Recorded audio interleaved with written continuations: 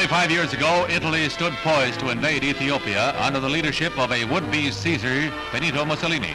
It takes on fresh historical significance today.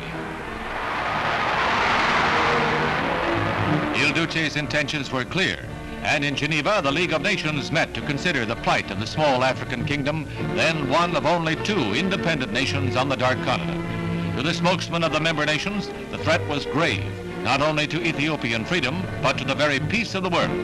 The statesmen who dominated the international scene in the 30s were confronted with a challenge to conscience.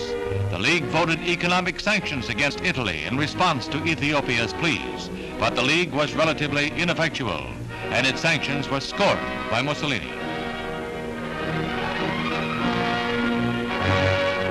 Many of the figures in the news then, such as Pierre Laval of France, later a collaborator, and Boncourt of France, figure prominently in a generation's history of tragic futility against the mounting threat of totalitarian aggression. Faced with the threat of League boycott, Mussolini nonetheless massed his legions and without even a declaration of war, rolled across the Ethiopian frontier into the mountain fastnesses of Haile Selassie's kingdom. The most highly mobilized war machine of the day was on the move.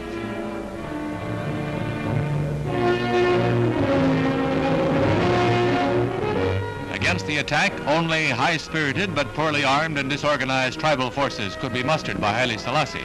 A gallant but foredoomed struggle was in the offing. Today, a quarter of a century later, the hopes of the world for peace lie in the successor to the League, the United Nations, faced with the problems of new nations like the Congo that offer tempting prey for communist aggression, more skillful and subtle by far than Mussolini. One of history's tragedies of the 30s is vivid in memory. Whether to be repeated on even greater scale or to be avoided is a question still in the balance.